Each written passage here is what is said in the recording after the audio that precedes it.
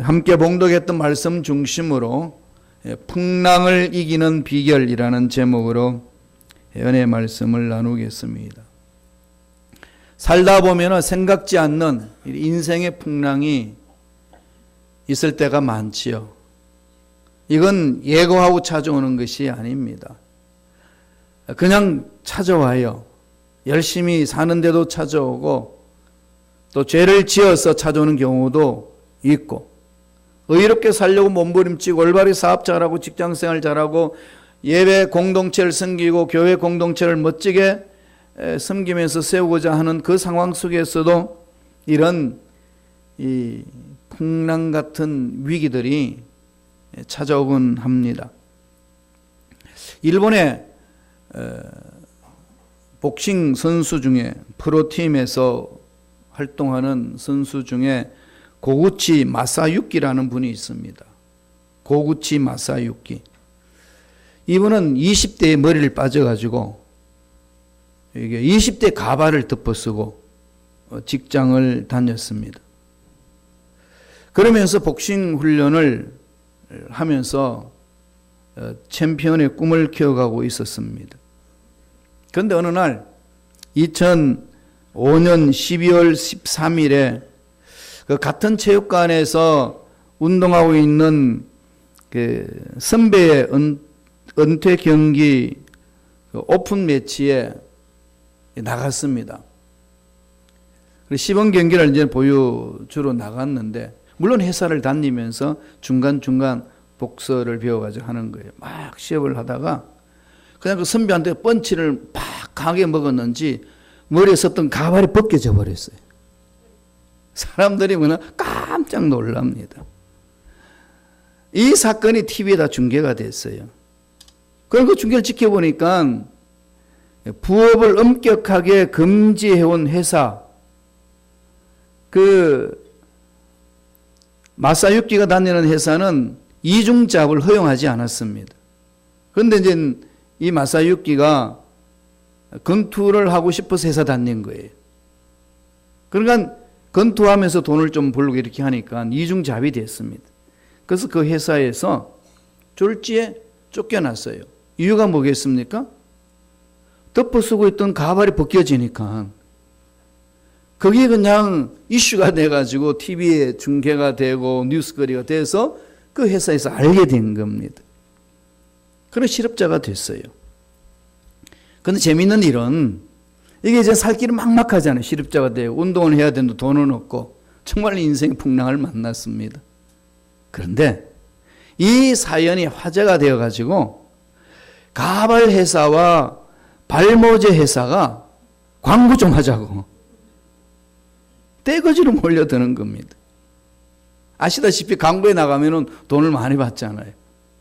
그럼 회사 다니는 것보다도 돈을 더 많이 받아가지고 온전히 그냥 복서에만 열심히 운동을 했습니다. 복싱에만 전적으로 매진한 나머지 결국은 일본의 랭킹 12위까지 올라갔어요.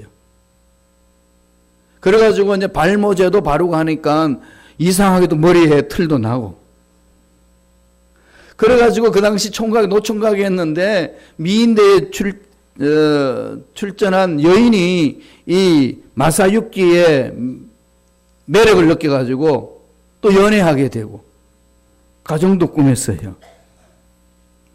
그렇게 해서 가발 사건이 일어난 2주년 기념대회에 아주 멋진 그 스타일의 가발을 쓰고 링에 올랐습니다. 그러니까 거기 이제 가발 회사에서 너무 보기 좋으니까 그게 머리 쓴 것 자체가 그냥 광고가 다 된 겁니다. 전 일본 시민이 다 본 거죠. 그러니까 어마어마하게 그 가발 회사가 불상을 했어요. 그러니까 그 회장이 너무 기분이 좋아가지고 아파트를 하나 선물했습니다. 그 이후에 고구치는 엄청나게 이젠 승승장구했습니다. 가발 때문에 직장을 잃었고 가발 때문에 살아났습니다. 인생의 풍랑이라는 것이 이런 상황으로 주어질 때가 많이 있지 않겠습니까? 그래서 대머리 복서 고구치 마사유키 그러고 있어요. 저도 가발 한번 덮어 쓰고 한번 움직이면 어떨까요?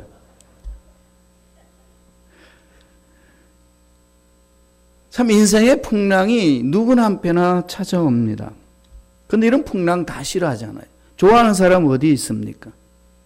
그런데 이런 풍랑이 와도 우리가 어떻게 대처하느냐. 여기에 따라서 그 풍랑이 그냥 곤도박질 치기 하는 풍랑으로 끝나든지 아니면은 이 고고치 마사유키처럼 새 인생으로 발전시킬 수 있는 기회를 주든지 그렇게 일어날 수가 있습니다. 오늘 본문 말씀을 보면은 그와 같은 사건을 우리에게 이야기를 합니다. 풍랑이 일어났어요. 이 풍랑이 일어난 사건 이전에 500위의 기적을 체험하고 난 이후에 일어난 사건입니다. 500위의 기적을 체험하니까 막 물고기 2마리와 떡 5개로 기만 명을 먹였습니다. 어마어마한 기적을 체험했잖아요. 제자들이. 그럼 주님이 그런 상황을 이제 기적을 일으키니까 수많은 유대인들이 떼거지로 몰려드는 겁니다. 수많은 이방인들도 몰려드는 거죠. 기적을 다시금 체험하기 위해서. 그때 주님은 산으로 기도하러 가십니다. 그리고 제자들에게 명령을 합니다. 야, 이 갈릴리 호수를 건너가라. 주님이 명령하셨어요. 명령하고 주님의 말씀을 따라 갔는데 이게 웬일입니까? 갈릴리 바다에서 엄청난 풍랑을 만납니다. 이 갈릴리 바다의 그 상황을 보면은요, 갈릴리 바다 남북 길이가 한 20km가 되고요, 동서는 12km가 되고, 둘레는 53km가 됩니다. 호수인데, 담수호예요. 호수인데 워낙 크니까 바다로 그렇게 성경은 표현을 합니다. 큰 물이 많이 모인 곳은 성경은 주로 바다라 그럽니다. 우리가 살고 있는 이 시카고 옆에 있는 이 미시간 호수는 어마어마한 거죠. 그럼 바다 같잖아요. 갈릴리 호수를 호수를 하지 않고 바다다 그렇게 이야기를 합니다. 그런데 산 위에 있는 그 찬 공기하고 이 바다 위에 떠 있는, 그러니까 호수면 위에 떠 있는 더운 공기하고 충돌을 일으키면은 폭풍이 일어난대요. 그게 언제 일어날는지 모른다고 그럽니다. 갑자기 해오리 바람 같은 게 일어나가지고 배를 뒤집고 어마어마하게 큰 바람이 일어나서 고통을 준다는 거죠. 제자들이 주님의 명령을 받고 갔는데 그것을 체험을 합니다. 이 갈릴리 호수가는 제자들이 잔뼈가 굵은 곳입니다. 자기 고향이에요. 어떻게 이 풍랑을 뚫고 나간지를 잘 알고 있습니다. 바다에 익숙한 사람이에요. 어부들이잖아요. 다른 건 못해도 바다 위에서 움직이는 것은 어느 누구보다도 전문가입니다. 그런데 그 바다 한가운데, 갈릴리 바다 한가운데 풍랑을 만나고 나서 벌벌 뜹니다. 아무리 노를 젓고 아무리 벗어나려고 몸부림을 쳐도 그 풍랑에서 벗어날 길이 없습니다. 밤새도록 해서 오늘 성경을 보니까 그렇죠. 밤 4경쯤 되었을 때에 주님이 산 위에서 기도하다가 보시고 물 위를 걸어오셨다 그럽니다. 밤 4경에 나타나신 겁니다. 밤 4경을 말하면, 오늘 시간을 말하면 새벽 3시를 말합니다. 저녁부터 새벽 6시까지 12시간을 4등분을 해가지고 1경, 2경, 3경, 4경 나누는 거예요. 그러니까 새벽 3시에서 새벽 6시까지가 4경입니다. 그게 새벽 3시에서 새벽 6시가 됩니다. 그럼 물리적으로 4경은 1경, 2경, 3경 뒤에 4경이 오지 않습니까? 근데 여기에서 오늘 주님이 우리 가르쳐 말씀하시는 이 말씀의 교훈이 있습니다. 4경, 영적인 밤 4경이 있다는 거죠. 영적인 밤 4경은 물리적인 밤 4경처럼 그렇게 오지 않습니다. 상경 다음에 4경이 오지만은 물리적인 것은 영적인 밤 4경 어떤 걸까요? 그냥 찾아오는 거죠. 느닷없이 뻥 터져버립니다. 순서가 없다는 거죠. 그럼 영적인 밤 4경을 뭐라고 우리가 말할 수 있을까요? 문제를 해결하기 위해서 내가 몸부림을 쳐봅니다. 내가 가지고 있는 지혜, 방법, 능력을 다 동원하지만은 안 되는 순간, 이제는 내가 낭떠러지에 서 있구나, 내가 절벽 위에 서 있구나, 막다른 골목이구나, 더 이상 내가 앞길을 갈 수가 없구나 라고 느끼는 순간을 영적인 밤사경이다. 그렇게 얘기를 합니다. 그때 주님이 찾아오셨어요. 왜 그랬을까요? 우리 신앙생활 하는데 이 부분은 중요한 교훈이거든요. 아무리 병 낫기 위해서 몸부림치고 아무리 내 앞길에 문제가 있어서 해결을 몸부림쳐도 예수를 믿는데도 해결되지 아니하는 그 안타까움 속에 있는 상황, 밤사경입니다. 그때까지 하나님 두시는 거죠. 왜 그럴까요? 인간 방법 다 내려놓고 하나님만 신뢰하라고. 하나님만 바라봄으로 하나님이 의해서 하나님이 기적을 주시는 것을 맛보게 하기 위해서 하나님이 정하신 시간이 있다는 겁니다. 여기 집중해야 돼요. 신앙생활은. 이렇게 집중하려면요, 저와 여러분 예수를 만나야 합니다. 정말 내가 예수를 만났냐? 한번 질문해 보세요. 예수를 만난 사람은 밤사경에서 도망가지 않습니다. 밤사경 영적인 그 절망 같은 상황 속에 인위적인 방법으로 풀지 않습니다. 예수를 만났기 때문에 예수님에 의해서 그 문제를 풀어나갑니다. 오늘 그렇게 풀어나가는 베드로의 모습을 볼 수 있습니다. 절망을 느끼고 있지 않습니까?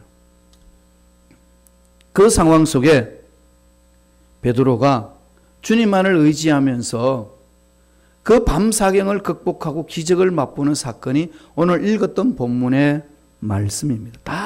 다 잘 아시는 말씀이지 않습니까? 주님을 만나서 베드로는 무슨 기적을 맛봤지요? 물 위를 걷는 것. 자기 일평생에 한 번도 체험해보지 못한 사건을 체험을 합니다. 예수님을 여러분 만나서 어떤 문제 앞에서 똑같진 않지만 유사한 이런 은혜를, 능력을, 기적을 체험해 보신 적이 있으신가요? 전능하신 하나님을 믿고 있는데 밤사경 같은, 영적으로 밤사경 같은 그 내 신앙생활의 문제 앞에서 전능하신 하나님을 만나보신 적이 있나요? 그걸 만나야 되지 않을까요? 저는 순복음 시카고 교회가 지금 그때가 되었다고 생각을 합니다. 결론은 뭔가요? 주님만 바라보는 은혜가 임해야 되고 주님을 만나야 합니다. 막연한 게 아니에요. 사람을 만났다는 것은 그 사람이 누군지를 알지 않습니까? 인격적으로 1대1로 만난 사건, 그 사람의 모습과 그 사람의 마음과 그 사람의 성격과 그 사람의 스타일을 다 압니다. 만나서 아는 거죠. 이와 마찬가지로 예수를 만났다는 것은 그런 예수님이 어떤 분인지, 어떤 일을 하시는 분인지 아는 사람을 말합니다. 그래서 사도 바울이 선교하면서 갈라디아 교인들에게 그럽니다. 나는 예수의 흔적이 내 몸에 있다. 나 건드리지 마. 난 예수의 흔적이 있어. 목숨 건다는 거죠.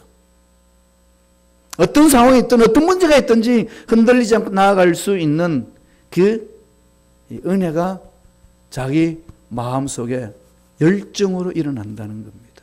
그러니까 바울을 막지 못하지 않습니까? 로마의 어떤 정치 세력도 바울을 막지 못했고 로마의 감옥도 바울을 막지 못했습니다. 그런 하나님이 끌림받아서 하나님의 일을 결국 해내었습니다.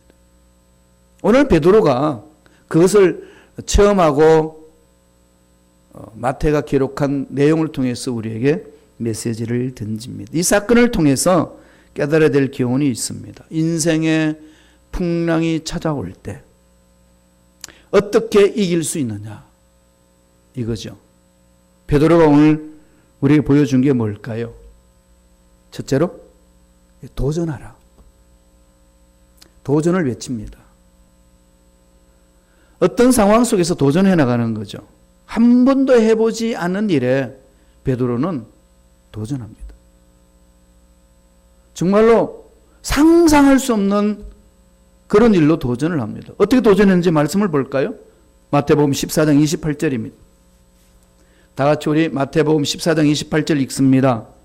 베드로가 대답하여 이르되 주여 만일 주님이시거든 나를 명하사 물 위로 오라 하소서 하니. 밤사경에 절망을 느끼는 그 순간에 주님이 물 위를 걸어옵니다. 그것을 체험을 합니다. 모든 제자들이 유령이다 하고 막 두려워가지고 다 나가 떨어지고 있는 상황 속에 주님이 뭐라고 그러나 하시면은 내니 두려워하지 말라. 나야. 주님을 만나본 사람은 나야 이 말이면 다 끝나는 거잖아요. 나야. 나는 나야. 이게 하나님 이름이에요. 출애굽 사건 있을 때에 있기 전에 하나님이 모세를 만났는데 당신 누굽니까? 물으니까 나는 나야. 나는 스스로 있는 자야 이거죠. 나야. 네 조상 때부터 들어왔던 나야. 아는 거지요. 그렇게 만나서 하나님과 만나고 난 이후에 바로 왕 앞에 담대하게 갑니다. 그게 하나님을 만난 자를 움직이게 하는 힘입니다. 그게 없으면 가다가 멈춥니다. 아니면 인위적인 방법을 하다가 넘어지기도 하고. 그러나 그분을 만난 자들은 어떤 사경, 밤사경에 와도 넘어지지 않고 굳건히 설 수 있습니다. 나다 그랬더니 베드로가 도전하는 거예요. 자기 일평생에 한 번도 하지 않은 그 일을 한 번 해보겠다고 도전을 하는 겁니다. 그게 뭐죠? 정말 주님이시라면 나를 명하사 뭘 하라고 그럽니까? 물 위로 오라 하소서. 오늘 베드로가 주님한테 요청한 이거에서 좀 집중했으면 좋겠어요.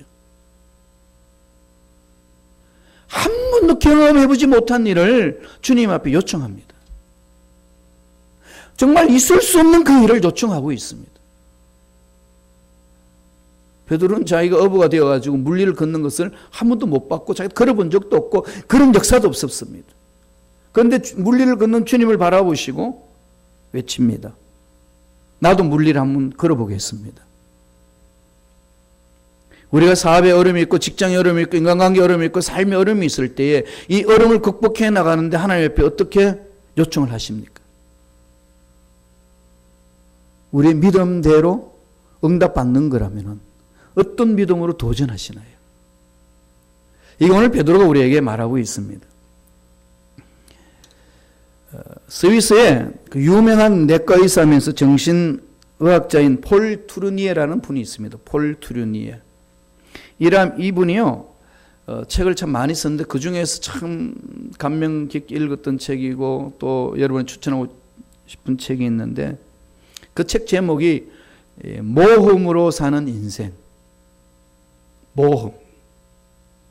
도전하고 모험하는 거죠. 그 책을 썼습니다. 그러면서 그게 뭐라고 그랬냐면 하나님이 형상대로 인간을 창조하실 때는 인간들 마음속에 모험하는 정신을 부여했다는 겁니다. 새로운 일을 이루기 위해서 도전하는 정신, 한 번도 가보지 않은 길에 가고 싶은 그런 모험하는 정신을 넣어주셨다는 겁니다. 사람마다 정도의 차이가 있을는지 모르지만 다 들어있다는 거죠. 하나님 앞에 올바로 쓰임받은 하나님의 인물들은 이 모험을 즐겼습니다. 다 아시잖아요. 노아가 배를 만듭니다. 언제 홍수가 일어나는지 모르지만 배를 만드는 거죠. 홍수가 온다고. 모험하는 거 아니겠어요? 아브라함이 100세 때에 아기를 낳습니다. 75세 때에 하나님의 부르심을 받고 25년 동안 갑니다. 중간 넘어지기도 했지만 그래도 끝까지 99세 때는 하나님 다시 나타나서 이름을 바꿔줍니다. 아브라함을 아브라함, 열국의 아비요, 사례를 사라, 바꿔라. 열국의 어미, 99세 할아버지와 89세의 할머니가 아기를 낳는다는 소망을 갖고 도전합니다. 미쳤죠? 미쳤지. 말이 되는 소리예요? 이러한 모험과 도전하는 정신이 하나님께서 창조하실 때 우리 인간 속에 넣어주셨다는 거예요. 근데 우리는 어떻게 하죠? 잃어버린 거죠. 이걸 회복해야 되는 거죠. 도전하라는 겁니다. 이 바울이 믿음이 뭔지를 설명하면서 로마서 4장 18절 이런 말을 합니다. 아브라함을 설명을 해서 아브라함이 바랄 수 없는 중에 바라고 믿었으니 이는 내 후손이 같으리라 하신 말씀대로 많은 민족의 조상이 되게 하려 하심이라.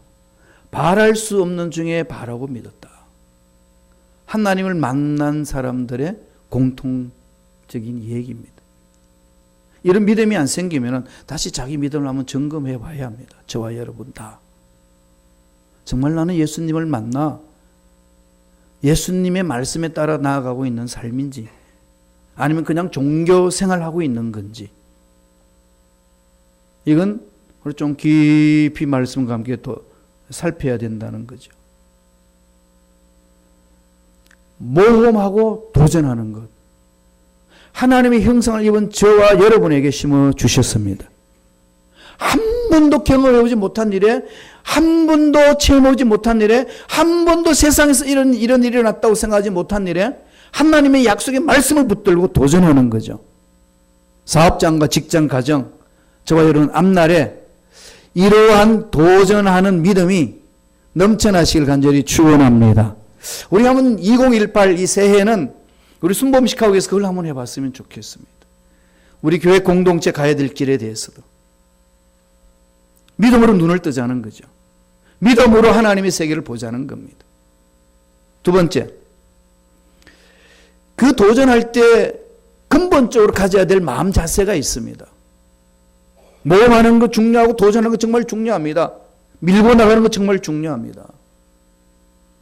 그렇게 행동하고 나아가야 돼요. 실천하는 그리스도인이 되어야 됩니다. 그걸 하나님 늘 강조하시잖아요. 그렇게 하려면 먼저 뭐가 있어야 된다고 이야기하나요? 그게 두 번째 메시지입니다. 주의 음성을 들어라. 여러분 신앙생활 어떻게 하고 계시나요? 주님 음성 어떻게 듣습니까? 하나님 음성 어떻게 듣습니까? 라고만 자꾸 엎조리면서 나아가고 계시나요? 아니면은 매 순간 하나님의 음성에 민감하게 반응하면서 살고 계시나요? 하나님의 음성을 들으셔야 합니다. 주님의 음성을 들어야 돼요. 요한복음 10장 27절에도 뭐라고 그럽니까? 나는 너 목자다. 너희들은 양이다. 양은 목자의 음성을 듣는다. 여러분 염소인가요? 양이신가요? 봐요. 양이라고 하지 않아요.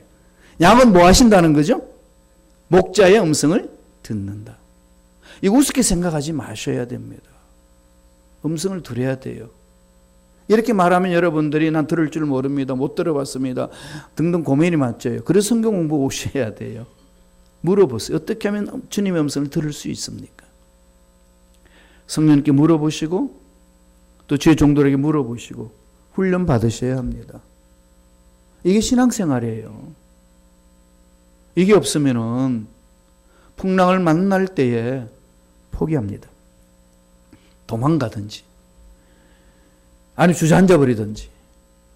자, 베드로는 물리를 걷기 전에 그렇게 물리를 걸을 수 있도록 하나님 나에게 말씀해 달라고 걷게 해달라고 요청합니다. 그러니까 엄청난 도전을 하는 거죠. 엄청난 꿈을 꾸고 마음속에 그리는 겁니다.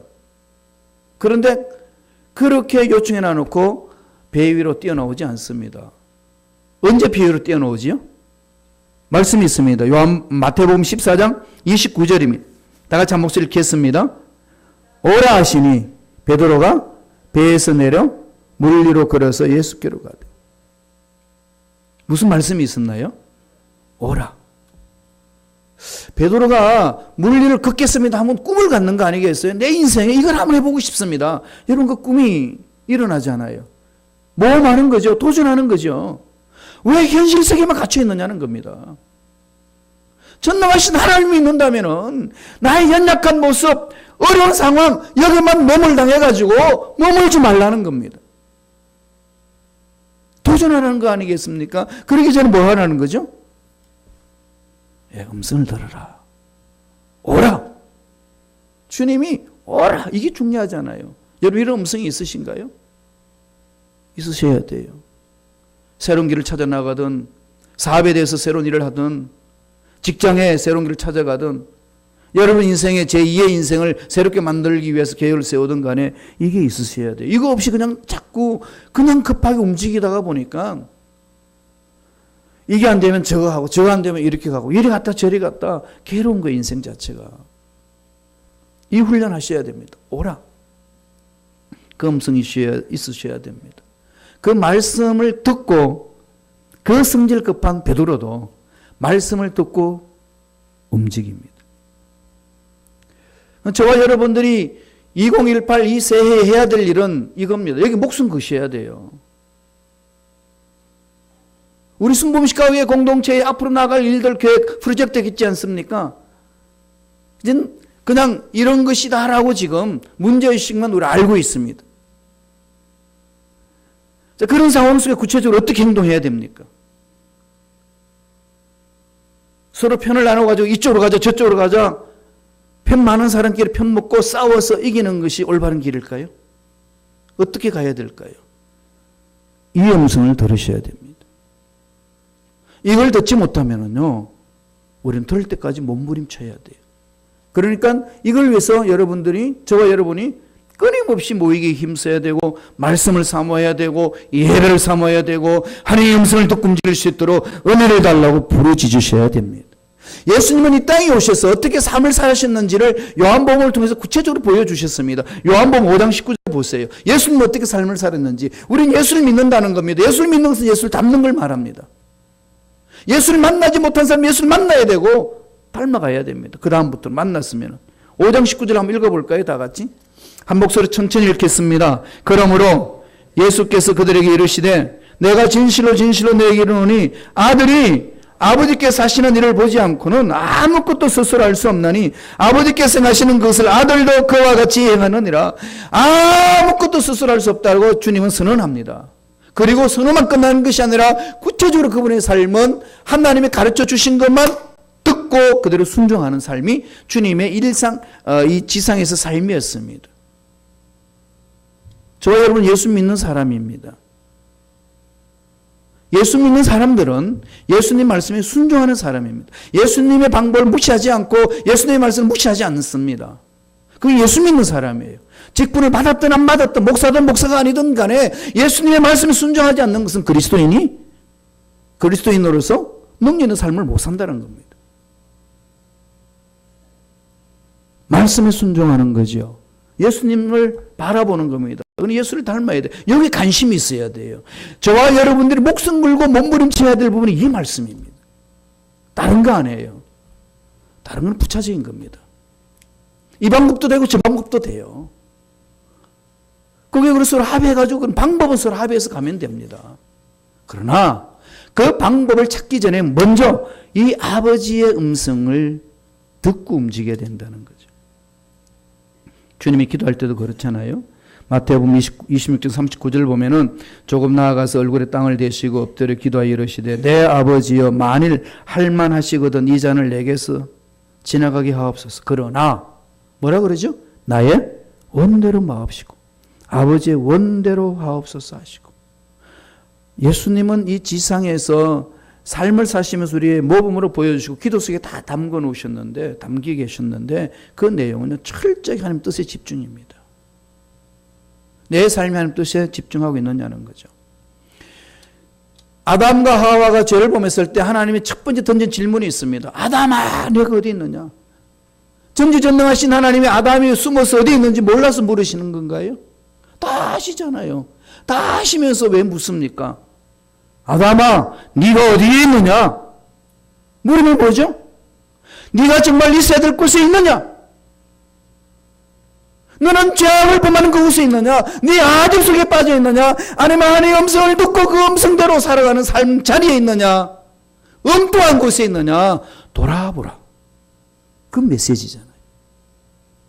오늘 저와 여러분들도 동일한 메시지입니다. 어디에 있느냐? 여러분 신앙생활 하면서 이 말 하고 싶고 저 말 하고 싶고 이렇게 행동하고 싶고 저렇게 행동하고 싶은 거 많이 있으시잖아요.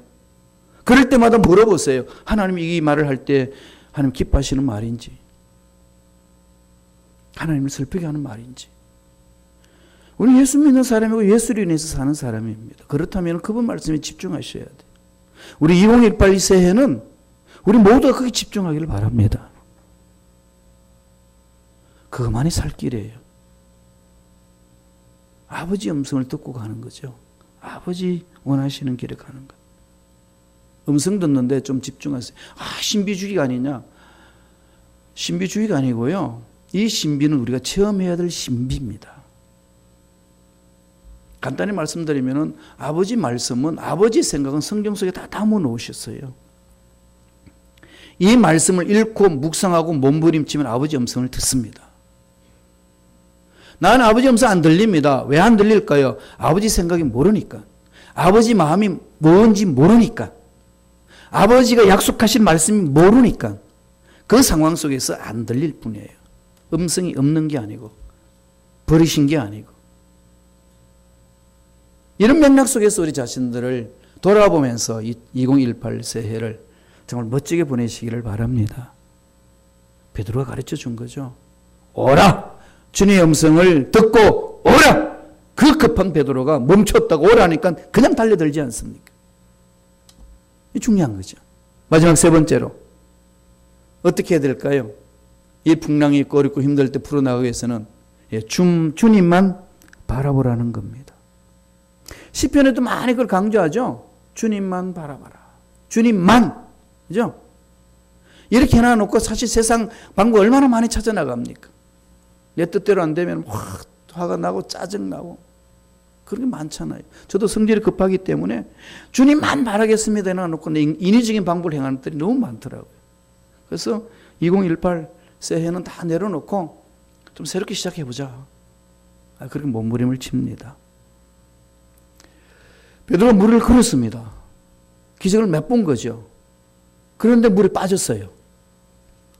왜 빠졌을까요? 볼까요? 마태복음 14장 30절입니다. 다 같이 한 목소리 천천히 읽습니다. 바람을 보고 무서워 빠져가는지라 소리질러 이르되 주여 나를 구원하소서. 뭘 보고 무서워하나요? 바람을 보고. 바람. 이 바람이 문제죠. 이 바람은 세상에 일어나는 이 환란 같은 거 문제지 않습니까? 문제를 집중하면 문제 못 풉니다. 답이 안 나와요. 우리는 풀 수 있는 지혜가 없기 때문에 그렇습니다. 오히려 또 꼬일 뿐이에요. 그럼 이 바람을 보면은요, 공통적으로 베드로처럼 무서워하고 뜹니다. 자기가 물리를 걷고 있다는 사실 자체가 너무 신비한데 너무 두려운 거죠. 내가 물리를 걸어. 그런데 바람을 보니까 그 바람이 날 넘어뜨릴 것만 같아. 그 순간 어떻게 하죠? 퐁당. 그냥 빠져버립니다. 바람을 보고 무서워한다. 뭘 바라봤다고요? 바람을 봤다는 것. 주님을 바라보지 않습니다. 주님만을 바라보다가 환경을 바라봅니다. 이게 우리 신앙인들이 실수하는 부분 아니겠어요? 그리고 딴소리합니다. 주님이 함께 하시면은 전능하신 하나님 함께 하신 안 풀릴 문제가 뭐가 있겠습니까? 요새 제가 도전 많이 받는 게 그 말씀입니다. 주님이 서시면은 안 풀릴 문제가 어디 있겠어요? 풍성하신 하나님인데, 전능하신 하나님인데, 하나님이 서시면 물질이 없어서 일이 안 될까요? 하나님이 서시면 몸이 아파서 일을 못 할까요? 아닙니다. 째짠 하나님이 아니에요. 좋으신 하나님, 풍성하신 하나님입니다. 우리 생각을 넓혀야 되고, 하나님 눈으로 나라를 바라보고, 하나님 눈으로 사업을 보고, 직장을 보고, 자녀를 봐야 됩니다. 교회도 그렇게 보셔야 돼요. 한 나라의 흥망성쇠도 그렇게 보셔야 됩니다. 눈에 보이는 대로 보면은요, 절망밖에 없습니다. 요새 새벽 예배마다 제가 많이 외치는데, 꿈쟁이 요셉을 보라는 겁니다. 요셉은요, 꿈 사나이였어요. 꿈의 사나이잖아요. 꿈꾸는 사나이입니다. 그렇게 꿈쟁이 요셉이었는데 30세 되기까지는 어떤 인생이었습니까? 17세에 그는 명롱한 꿈을 가지고 꿈을 향해 달려갔던 요셉이 13년 동안 꿈과 전혀 상관없는 상황 속에 던져져서 훈련을 받았습니다. 그 상황만 지켜본 요셉이 한탄했더라면 그는 결국 꿈을 이루지 못하고 끝냈을 거예요. 그러나 그 배후에 하나님은 만져주시고 이끌어주시는 거죠. 주님만 바라보라. 고린도전서 10장 13절 볼까요? 하나님 우리에게 말씀하시는 말씀입니다. 고린도전서 10장 13절. 다 같이 우리 한 목소리 천천히 읽습니다. 사람이 감당할 시험 밖에는 너희가 당한 것이 없나니 오직 하나님은 미쁘사 너희가 감당하지 못할 시험 당함을 허락지 아니하시고 시험 당할 즈음에 또한 피할 길을 내사 너희로 능히 감당하게 하시느니라. 우리가 지금 당하고 있는 어려움들은요, 극복할 수 있는 힘이 있기 때문에 주신 거예요. 그리고 이겨낼 수 있는 힘을 달라고 부력치면서 가면 됩니다. 당당하게. 그러나 도저히 내가 감당할 수 없는 길이라면 하나님이 옮겨주셔요. 하나님이. 그런 건 전적으로 하나님만 바라보라는 거죠. 그래서 주님만 바라보라. 인생에 찾아오는 풍랑에서 벗어날 수 있는 길, 오늘 베드로를 통해서 하나님 우리에게 메시지를 전합니다. 그냥 우리가 보기에는 이게 말도 안 되는 일을 왜 이렇게 해야 돼? 라고 하는 상황 속에서도 도전하는 정신이 있어야 돼요. 도전하는 거죠. 말도 안 되는 상황 속에 믿고 가는 겁니다. 해보세요 한번. 내 몸에 육체 아프다고 의사는 안 된대. 그냥 주저앉으시겠어요? 왜요? 의사가 했기 때문에? 의사 말 들으실래요? 하나님 말씀 들으실래요? 왜 이런 도전 안 하시나요? 죽은 자도 살리시고 없는 것도 있게 하시는 하나님. 채찍에 맞으면 나음을 입었다고 약속을 주셨는데 하나님 음성 못 듣는다고 주저앉을 이유는 뭐가 있습니까? 누가 난 하나님 음성을 듣지 못한다고 말해줬나요? 얼마나 또 들어보려고 몸부림치셨나요? 듣지도 않고 우리는 스스로 얼마나 잘한다고 사업도 하고 직장생활도 하고 멋지게 설계를 만들었지 않습니까? 했지 않습니까? 옳은 건가요? 우리 교회 공동체도 마찬가지고 저와 여러분 삶도 마찬가지입니다. 그리고 가슴판에 새게 될 것은 주님만 바라보자. 생명의 주인이시요 흥망성쇠의 주인이시요 복의 주인이시요 기적의 주인이시요 이 역사의 주인이신 전능한 하나님을 바라보고 만날 때에 인생에 찾아오는 풍랑은 능히 이겨낼 수 있을 줄로 믿습니다. 기도하겠습니다.